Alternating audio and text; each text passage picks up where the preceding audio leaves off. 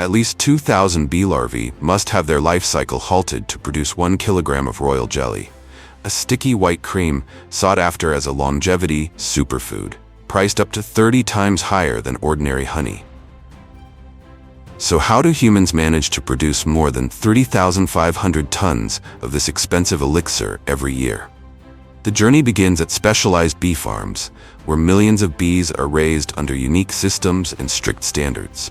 Here, royal jelly is harvested precisely at the briefest biological window of the hive, then rapidly transferred to modern facilities using refined processing technologies before entering the global market as a luxury product. In today's video, join Agriculture Insight as we explore the entire journey behind royal jelly and the secrets that allow it to hold a dominant position in the multi-billion-dollar nutrition and health industry. Everything will be revealed right now.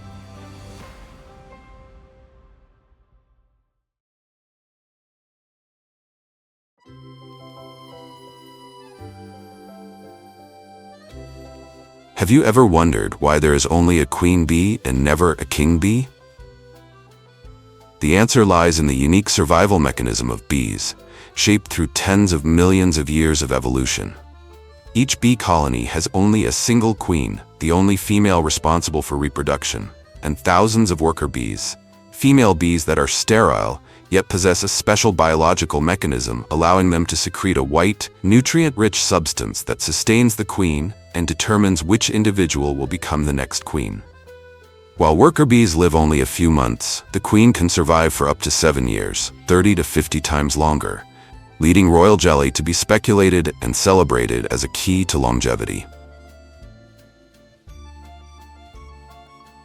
In reality, royal jelly is indeed nutrient-rich, containing specific proteins, the rare fatty acid 10-HDA, and concentrated B vitamins associated with biological effects related to anti-aging and hormonal balance, making it especially popular in high-end beauty and healthcare.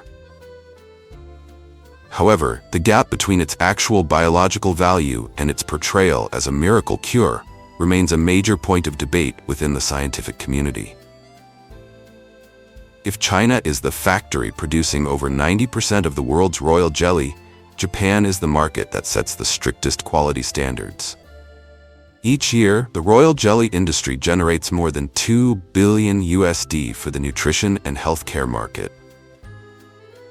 For 1 kilogram of high-grade royal jelly, prices can range from $200 to $300 depending on standards and origin. And to understand how this miracle elixir is created in the real world, let's now head to specialized bee farms, the starting point of this entire fascinating journey.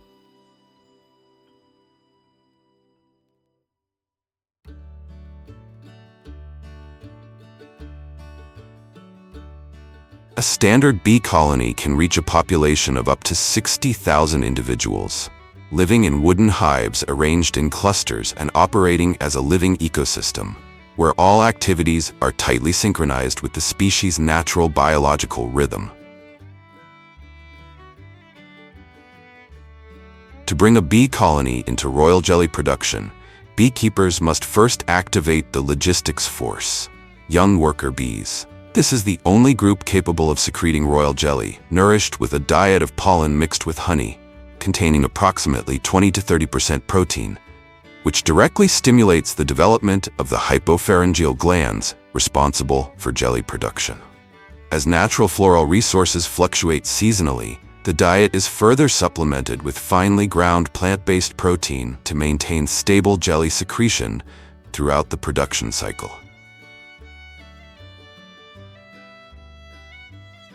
During this phase, beekeepers are required to frequently monitor the colony by lifting frames out of the hive. Smoke from dried leaves or sawdust is used to create the illusion of a fire, distracting the bees and forcing them to temporarily suspend defensive responses in order to focus on consuming honey. Each hive opening thus becomes a brief negotiation, demanding absolute finesse and precision, unless one is prepared to immediately pay the price with a few stings.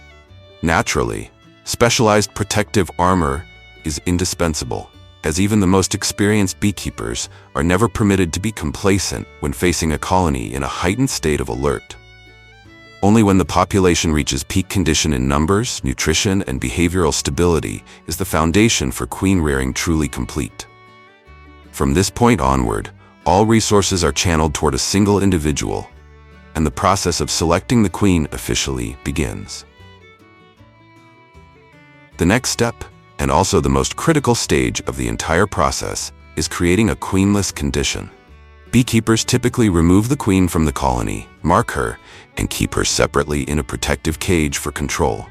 The absence of the queen immediately triggers the colony's survival response, forcing worker bees to prepare for the rise of a new queen. This is the golden moment that initiates the royal jelly production cycle. In nature, when a bee colony becomes queenless, worker bees select young female larvae and secrete royal jelly to nourish these potential candidates, ultimately choosing only a single larva to become the new queen. This decisive stage lasts for up to 72 hours.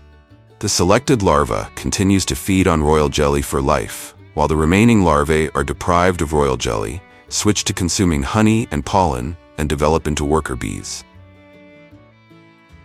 It is precisely this brief 72-hour biological window that humans have leveraged to create a controlled royal jelly production process, beginning at the larval grafting stage.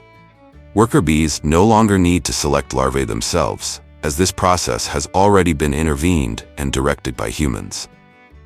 Only honeybee larvae that are 1 to 2 days old, still extremely small and curved at the bottom of regular brood cells, are selected because this is the stage at which the bee's developmental pathway can still be altered. Beekeepers use a specialized grafting tool with a soft, flat plastic tip to gently lift the larva along with the thin layer of surrounding jelly, avoiding damage to its fragile body. The larva is then placed into an artificial queen cup, small cups molded from beeswax or food-grade plastic that precisely replicate the shape of natural queen cells. Once larval grafting is completed, hundreds of queen cups are placed into the hive simultaneously, forcing worker bees to secrete royal jelly at a high intensity to feed all the larvae inside and quickly identify a new queen. This stage is when worker bees produce the greatest amount of royal jelly, with the thickest consistency and the highest concentration of active compounds. If left longer, the larvae begin to grow rapidly and consume the jelly, causing both the quantity and quality of the royal jelly to decline. After the 72-hour golden window, the harvesting process officially begins. The queen cups are removed from the hive and thoroughly cleaned to eliminate debris, pollen, or excess wax on the surface. Beekeepers begin the harvest by cutting the caps of the queen cups, an operation that may appear simple but directly determines the quality of the final product. A thin, sharp, and sterilized blade is drawn horizontally across the rim of each cup, making a decisive cut that touches only the thin wax layer on top, just enough to open the cup without disturbing the royal jelly inside. A single cut made too deeply can mix wax into the jelly, disrupt its natural structure, and immediately reduce its quality. In large-scale production, any cups contaminated with wax must be completely discarded. For this reason, the process demands a steady hand, precise control of force, and years of experience, where every movement allows no margin for error. Next, the larvae are gently removed from the queen cups using fine tweezers, with movements that must be fast, precise, and controlled to preserve the layer of royal jelly beneath. At this stage, the larvae are extremely small, soft-bodied, and fully immersed in the jelly, meaning that even a slight hesitation or misalignment can disrupt the jelly's structure or introduce contamination. For experienced beekeepers, this step demands near total concentration, as each cup contains only a tiny amount of royal jelly and allows no margin for error. To obtain 1 kilogram of royal jelly, at least 2,000 queen cups must be processed, which also means that the same number of larvae are removed from the developmental cycle. This reality raises an inevitable question: is this process inhumane? In nature, worker bees also continuously create and eliminate surplus queen cells in order to select a single queen. Human intervention merely controls the timing and scale of this process, rather than introducing a new biological behavior. Moreover, these larvae are not discarded. They are often repurposed as protein-rich food, used as ingredients in high-grade animal feed, or consumed in certain Asian markets, helping reduce biological waste and complete the value cycle of royal jelly production. Meanwhile, the thick, milky white substance settled at the bottom of each queen cup is royal jelly, a rare biological essence produced to nourish the queen of the hive. The jelly is extracted directly using specialized spoons or suction tools, with slow but decisive movements to minimize exposure to air, light, and heat, as even slight deviations can reduce its biological activity. For experienced beekeepers, this step demands near absolute concentration. Each queen cup yields only a few drops of jelly, and any mistake is irreversible. Royal jelly is expensive, not only because it is difficult to harvest, but also due to its unique nutritional profile. Specific proteins, the rare fatty acid 10-HDA scarcely found elsewhere in nature, concentrated B-complex vitamins, and numerous bioactive compounds that are still not fully understood. It is this combination of exceptional biological value, extremely low yield, and a highly labor-intensive process that makes royal jelly one of the most luxurious substances derived from nature.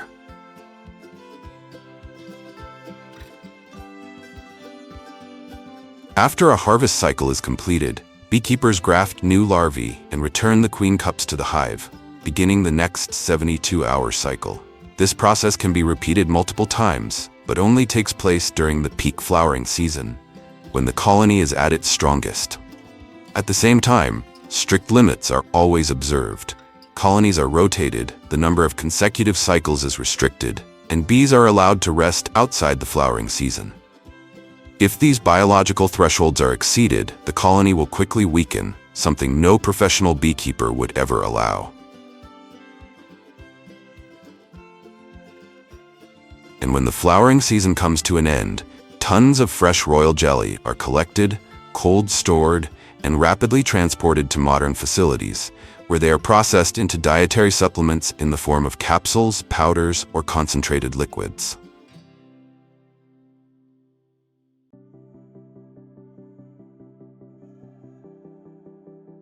At the factory, the processing begins as freshly delivered royal jelly is fed directly into a freeze-drying system, the most critical stage of the entire process. Here, water is removed from the royal jelly through sublimation under low temperature and vacuum conditions, allowing enzymes, specific proteins, and the fatty acid 10-HDA to remain largely intact. The result is a dry royal jelly powder that is biologically stable and suitable for long-term storage.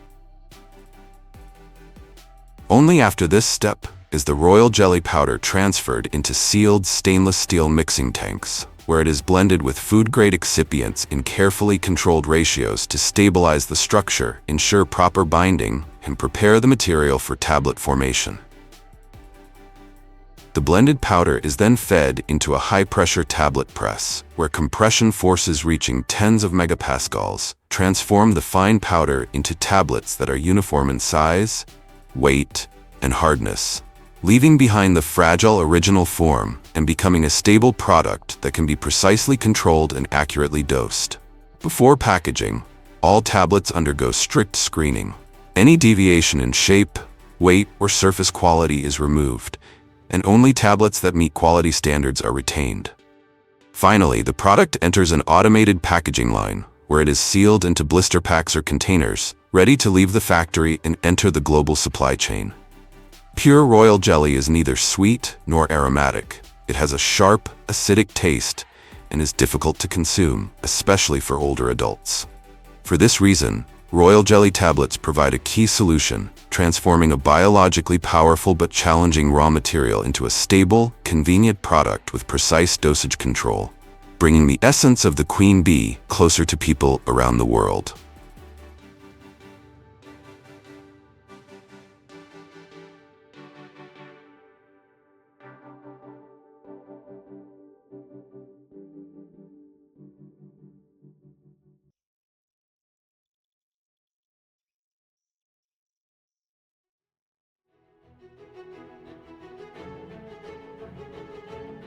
For millennia, From the damp, shadowy recesses of sea caves, echoing only with the sound of waves and the calls of birds, birds' nests have been gathered from the wild.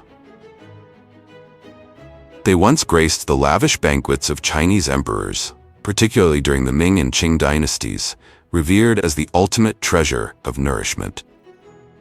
Yet a question still drifts through the mists of legend. What has transformed those delicate strands into a priceless gift coveted by the entire world? To unravel this mystery, we must begin with the first secret: the special salivary glands found in only 3 species among more than 30 types of swiftlets, which become most active during the breeding season. This viscous fluid is rich in glycoproteins, a rare combination of pure protein and carbohydrate, blended with precious minerals such as calcium, iron, zinc, and magnesium. When exposed to air, the glycoprotein solidifies into strong white strands, interwoven to form the nest's intricate structure.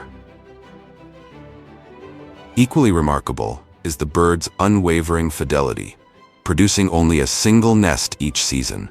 This strict rhythm of nature allows harvesting only once a year, creating a scarcity that makes edible birds' nests a true delicacy, with premium blood nests retailing for up to USD 10,000 per kilogram. A value derived not only from its exceptional nutrition, but also from the extreme peril and difficulty of harvesting it. This very scarcity has driven humans on dangerous journeys, scaling sheer, slippery sea cliffs in storm-lashed seas, where wild nests cling to the rock like treasures that test the very limits of human courage. Every spring and summer along the coasts of Southeast Asia, when young swiftlets have matured and left their nests, the harvest season officially begins.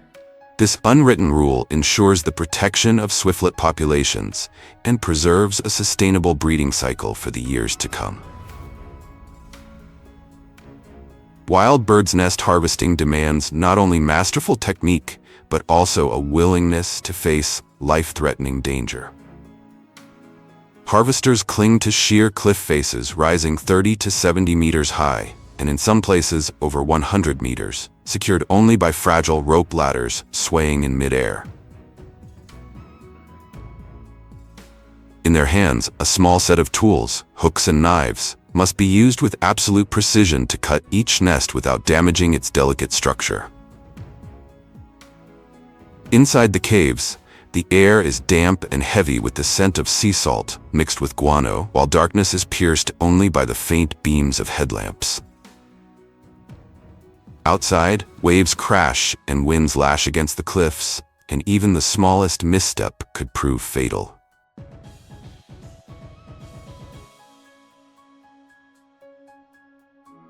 Many compare this profession to the dangers faced by deep miners or wild honey hunters scaling sheer mountain walls.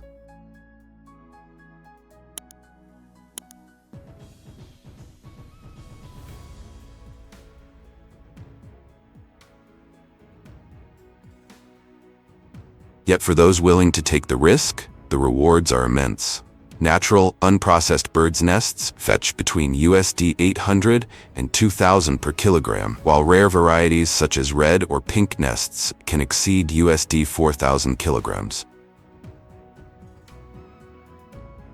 These prices reflect not only its exceptional nutrition, but also the courage and extraordinary effort of those who risk their lives to bring home this white gold. Nevertheless, with the natural yield limited to just 1,000 to 1,500 tons a year, meeting less than 15% of the market's enormous demand, it paved the way for the rise of swiftlet farming, a solution that not only ensures a stable supply, but also spares harvesters the extreme risks and dangers of clinging to sheer, perilous cliffs.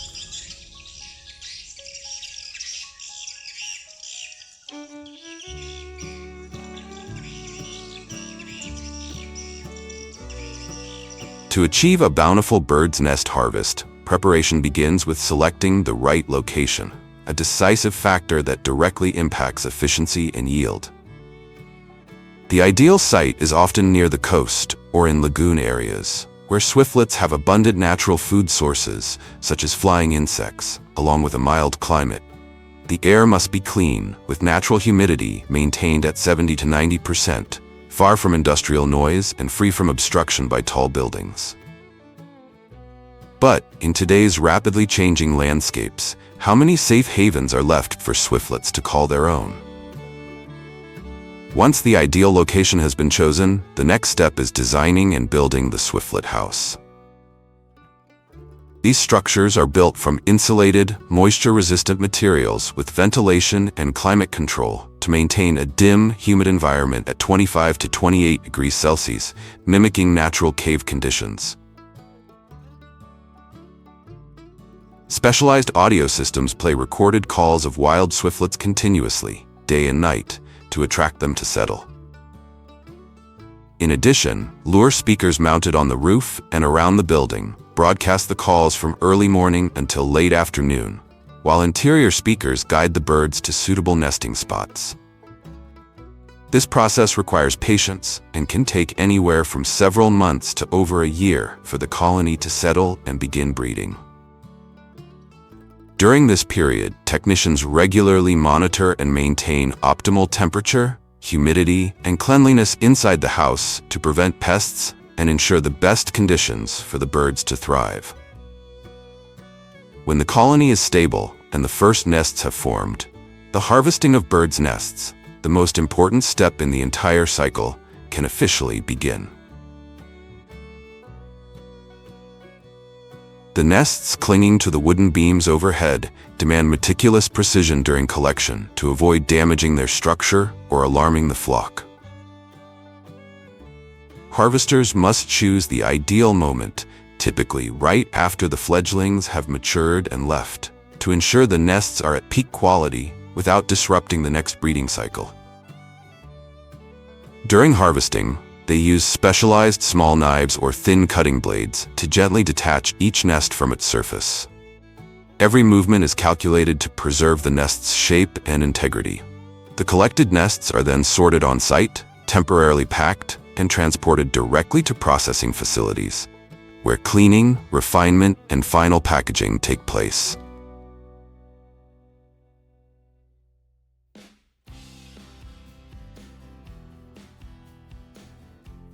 At the processing plant, each precious ton of birds' nests undergoes an initial inspection to assess raw material quality and determine suitability for processing.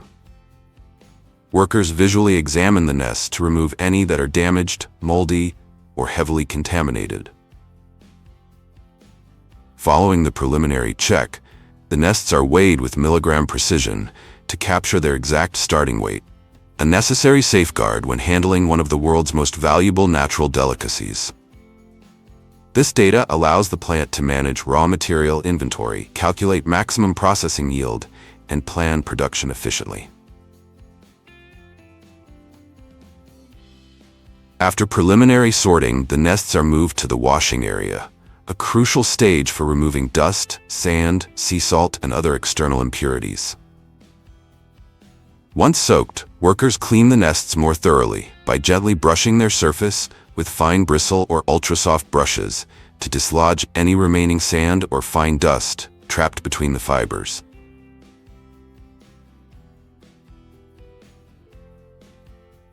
All work is carried out under a light flow of pure water, combined with strong illumination to ensure clear visibility, bringing the nests to an optimal level of cleanliness. While washing cleans the surface of the bird's nest, achieving the highest commercial grade requires a critical and painstaking step: removing feathers and residual impurities. In this stage, each softened nest is placed on a specialized picking table under strong lighting, allowing technicians to spot even the finest down feathers, tiny eggshell fragments, or specks of dust. This process is almost entirely manual and highly time-consuming. A skilled technician may spend anywhere from 30 minutes to several hours cleaning a single nest, depending on its impurity level.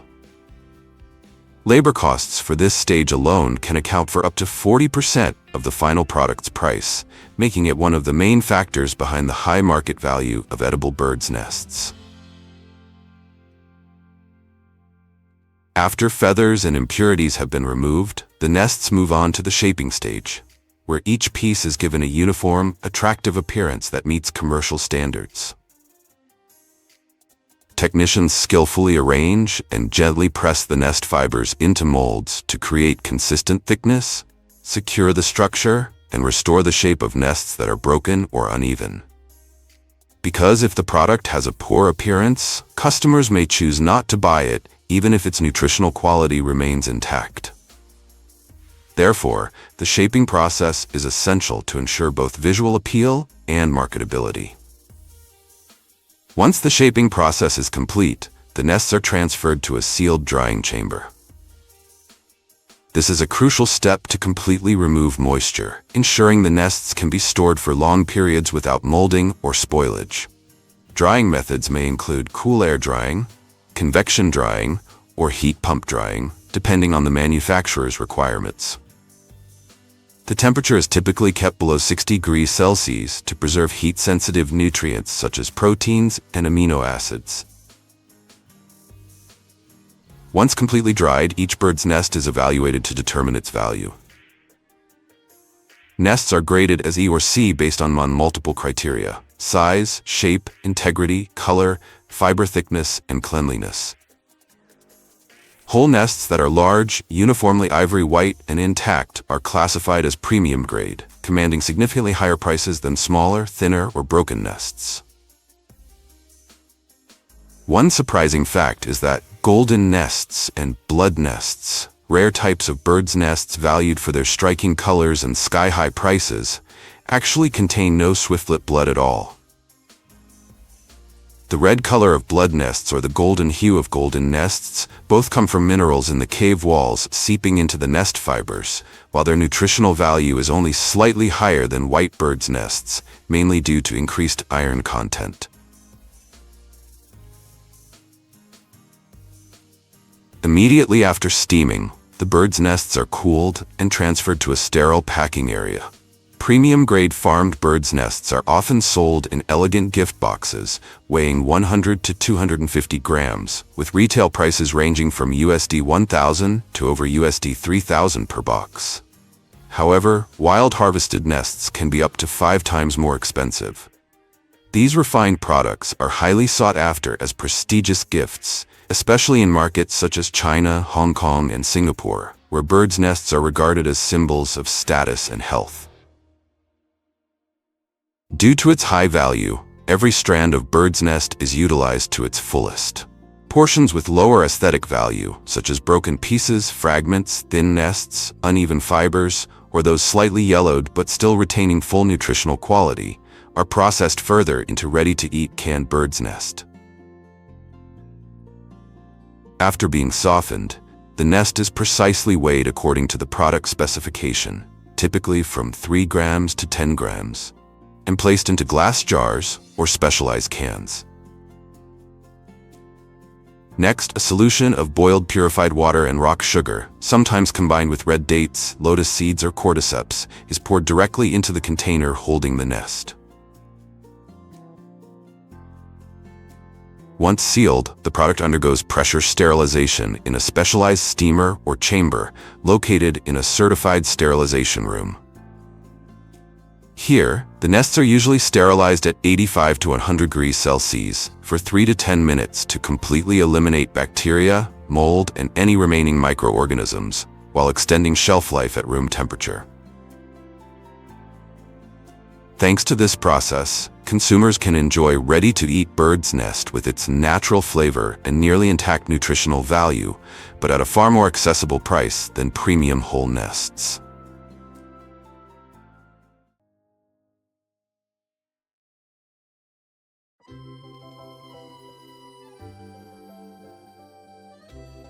%90 of consumers, when thinking of matcha, immediately associate it with Japan.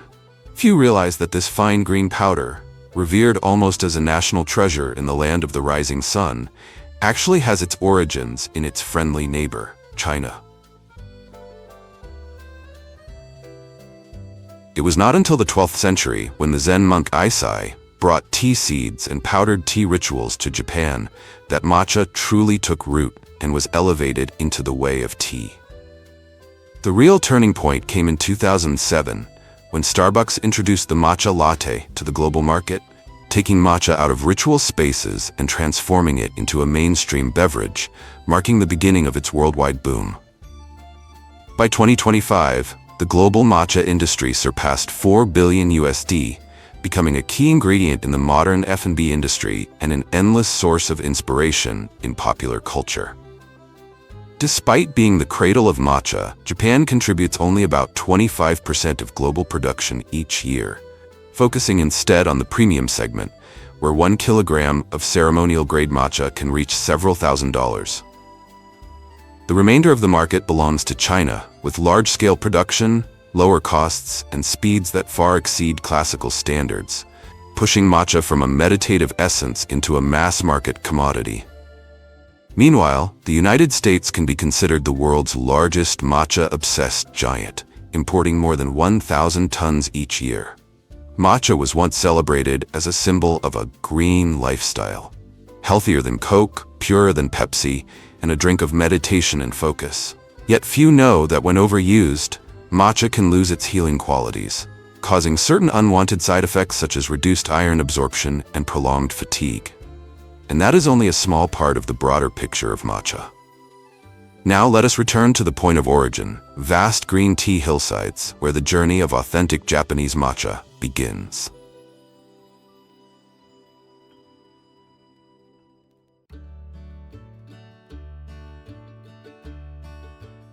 Although all come from the same tea plant, Japanese matcha uses only the top 1 or 2 young shaded leaves, known as tencha, and consumed whole, while Chinese green tea, sencha, and English tea use larger sun-grown leaves that are brewed and discarded.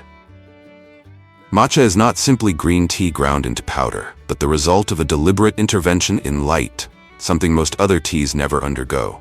Shading is a mandatory ritual and the key that creates the distinctive status of authentic Japanese matcha. Each April, across the tea hills of Kyoto and Aichi, thousands of hectares are covered with dark shade nets capable of blocking up to 90% of sunlight. When light is restricted, the tea plant is forced to alter its growth.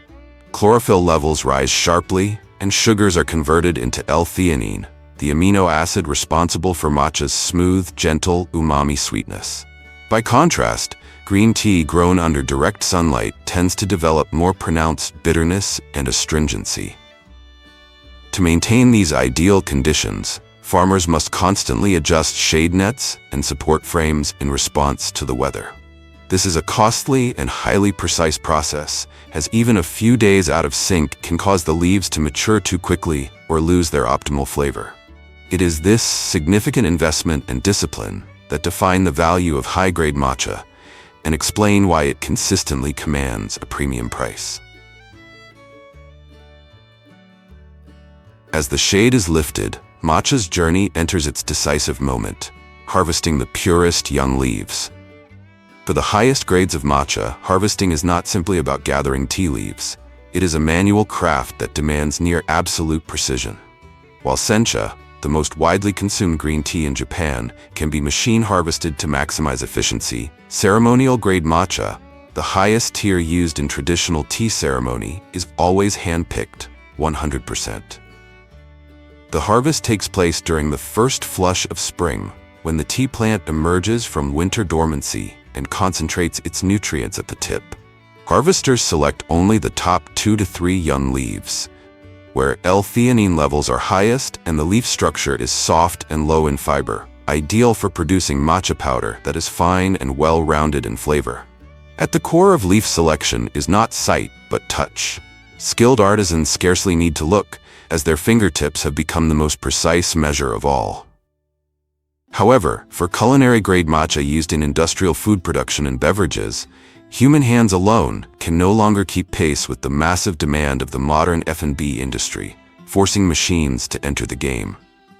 On tea hills with steep, fragmented terrain, a defining feature of many tea-growing regions in Japan, handheld mechanical harvesters become the optimal solution. Operated by 1 or 2 workers, these machines use a horizontally fixed cutting blade to harvest the top layer of leaves in a single pass, while rear-mounted suction fans collect the leaves directly into storage bags. Compared to hand-picking, productivity can increase 4 to 6 times, while still maintaining a degree of control on terrain inaccessible to larger machinery. Another major advance in the mechanization of Japan's tea industry is the self-propelled harvester. High speed, uniform output, and low labor costs make it the near-default choice for commercial tea and mass-market sencha. On large fields, a single machine can harvest in 1 hour what hand-picking would take a full day, with fixed cutting heights and suction systems ensuring standardized yields and tightly controlled costs. Even so, machines are limited by preset cutting heights and cannot distinguish leaves at peak flavor. That is why, for high-grade matcha, where every leaf shapes the final quality, human hands remain irreplaceable.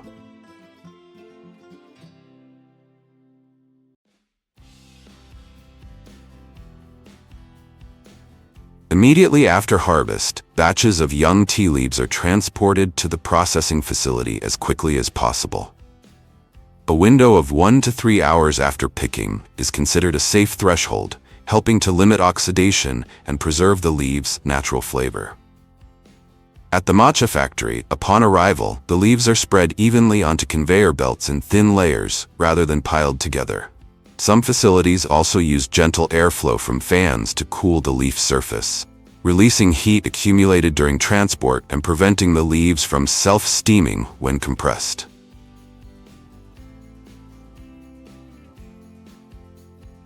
But this fresh state lasts only a very short time. To lock in every biological change still unfolding, the tea leaves must move immediately into the steaming stage. At this stage, freshly harvested leaves are treated with non-pressurized steam, a technique that may appear simple, yet one that Japan has preserved and refined over centuries. The goal is not to cook the leaves like vegetables, where heat dulls color and breaks down structure, but to arrest biological reactions at a critical moment. A light veil of steam briefly envelops the leaf surface, just long enough to deactivate oxidative enzymes without stripping the leaves of their vitality. As a result, the green color not only remains intact but becomes clearer, deeper, and more stable, while the raw, harsh notes of young leaves are effectively eliminated. The entire steaming process lasts only 20 to 40 seconds, and is precisely controlled in sync with the conveyor system. Though it occupies only a brief moment within the overall production line, steaming is a decisive step. Without it, the leaves would continue to oxidize like black tea, and the full premium potential of matcha would be lost immediately. After steaming, the tea leaves must be dried almost immediately to stabilize their structure and prevent residual moisture from continuing to affect the leaf cells. Unlike sencha, leaves intended for matcha are not rolled or twisted. Instead, they are dried flat using a multi-stage hot air drying system with temperature and duration tightly controlled, typically around 80 to 100 degrees Celsius for up to 40 minutes. The goal is not to shape the leaves, but to remove moisture evenly while preserving leaf structure and chlorophyll content. The result of this process is tencha, the indispensable foundation of authentic Japanese matcha, ready for the next stages of refinement. Next, the fully dried tea leaves are fed into a refining system where veins and stems are removed almost entirely. This stage is typically carried out using specialized separation machines that combine mechanical vibration, airflow, and multi-layered sieving to sort the material by weight and structural flexibility. The heavier fibrous stems and veins are discarded, while only the thinnest, softest portions of the leaf are retained. This step is highly selective. Even small amounts of residual stem can compromise the smoothness and flavor of the final powder. The outcome is refined tencha, uniform in structure, consistent in quality, and brought to an ideal state for what follows. Once refined tencha has been rested and its aroma stabilized, it is coarsely cut using low-speed rotary cutters, producing uniform tencha flakes and granules. This intermediate form prepares the leaves for the most critical stage of the entire process, grinding them into matcha powder. Contrary to common assumption, matcha is not produced using high-speed industrial grinding systems. Instead, the traditional and virtually irreplaceable method is the granite stone mill, a technology that has existed in Japan for more than 800 years and remains in use today. Each mill consists of two circular stone discs. The lower stone remains fixed, while the upper stone rotates slowly on a vertical axis. Hand-carved spiral grooves on the stone surface are designed to grind the leaves while gently guiding the powder outward. The mechanism may appear simple, but it is remarkably precise. Rather than being torn apart or crushed as in industrial mills, tencha is gradually milled between the two stone surfaces. The rotation speed is extremely slow, typically around 30 to 60 revolutions per minute, to minimize friction and heat buildup. Even a slight rise in temperature can degrade chlorophyll, dull umami, and compromise the refined character of high-grade matcha. This deliberate slowness results in an almost paradoxical output by modern industrial standards. A single stone mill produces only about 30 to 40 grams of matcha per hour, barely enough for a few dozen bowls of tea. In return, the powder achieves an ultra-fine, highly uniform particle size, dissolves smoothly in water, and delivers a texture and flavor structure that metal grinders cannot replicate. While industrial mills can produce dozens of kilograms per hour, they rely on intense mechanical force, generate significant heat, and trade quality for speed. For high-grade matcha, that trade-off is unacceptable. This is why the stone mill, slow, ancient, and exacting, remains the gold standard. Not because of tradition, but because even today, no technology does it better. And now let's step into the vast aloe fields of the Dominican Republic, where year-round sunshine, fertile volcanic soil, and gentle dry sea breezes create one of the most ideal places on Earth to grow aloe vera. In the Barahona region of the Dominican Republic, vast aloe fields stretch across more than 5,000 hectares, making it one of the largest aloe farms in the world.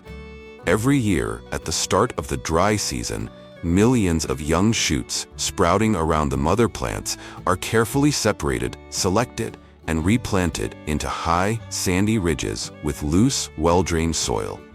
Because even a few days of waterlogging can cause the aloe's shallow roots to rot. Though aloe thrives in sunny and arid climates, it still needs just the right amount of moisture to carry out nighttime photosynthesis, a unique mechanism that allows the plant to absorb CO2 while the world sleeps. That's why farmers here install advanced drip irrigation systems, channeling water from Laguna del Rincón Lake nearby to deliver precise humidity to every row of soil. At the end of its growth cycle, usually in the second year after planting, clusters of golden-orange aloe flowers begin to rise from the center of the green leaves, standing out under the sun and breeze of the Caribbean.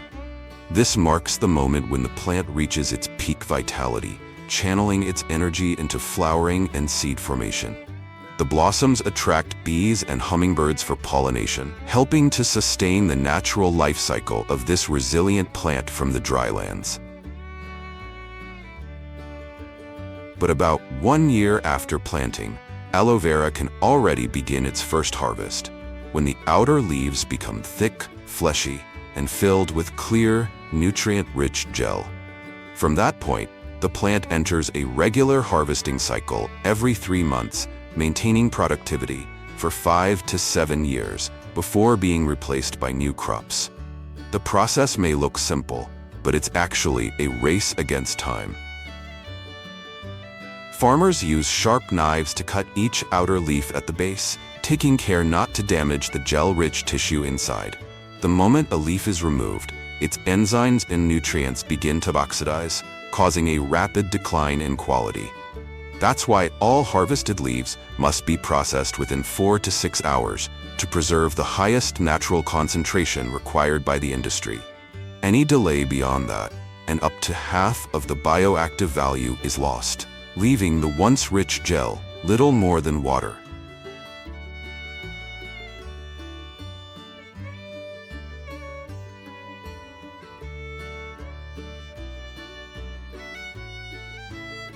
Before moving on to the gel extraction stage, the freshly harvested aloe leaves must go through a rigorous washing and disinfection process, a crucial step to completely remove dust and impurities.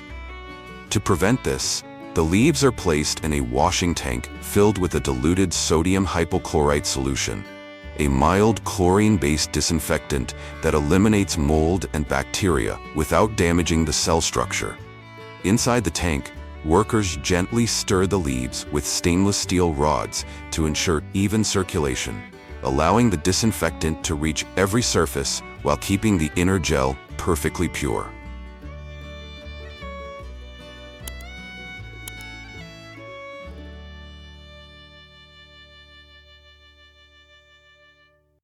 After being thoroughly washed and disinfected, the aloe leaves move on to the peeling stage, the most delicate part of the entire process, where humans directly touch the transparent heart of this desert plant.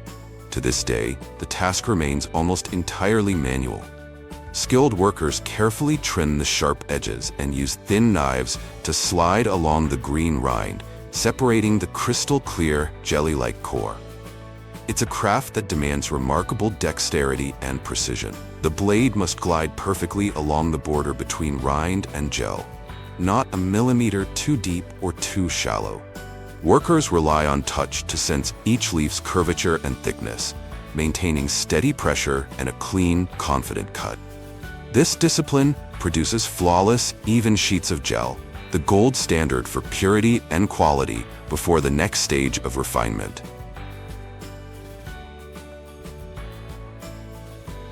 However, in some factories, workers are now supported by automatic gel separating machines. Using a system of coaxial rollers and ultra-thin stainless steel blades, these machines can peel both sides of the aloe leaf within seconds, operating twice as fast as manual methods, while keeping the gel sheets perfectly even and intact. After being peeled, the fresh aloe gel undergoes the most meticulous manual inspection of the entire production line. Under bright white light, workers use their eyes and bare hands to assess the elasticity, smoothness, and clarity of each piece. Only those that are flat, transparent, and free of any yellow sap are approved for the next stage. On average, each worker can inspect over 1,500 pieces of gel per hour. Yet, only about 80% meet the required standards to move on to the refining stage, where they are transformed into premium-grade ingredients for food and cosmetics.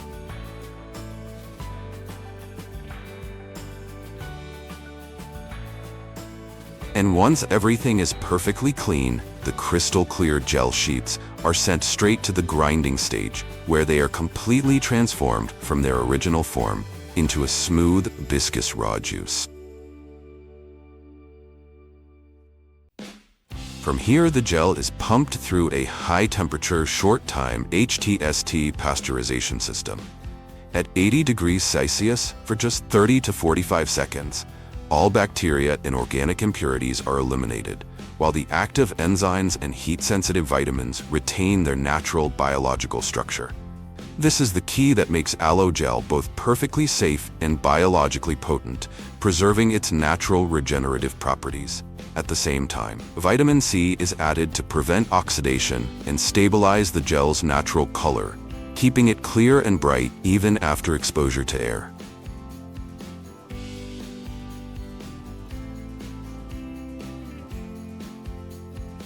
Immediately after pasteurization, the purified aloe gel is transferred to an aseptic filling machine, where robots automatically open multi-layer metal bags, fill them with gel, seal them tightly, and apply spill-proof packaging, all without any contact with air. Each container holds 200 to 250 liters of gel, equivalent to the extract from over 1,000 fresh aloe leaves. The sealed tanks are then automatically lifted and transported to the quality control area, where the final stage of scientific refinement begins.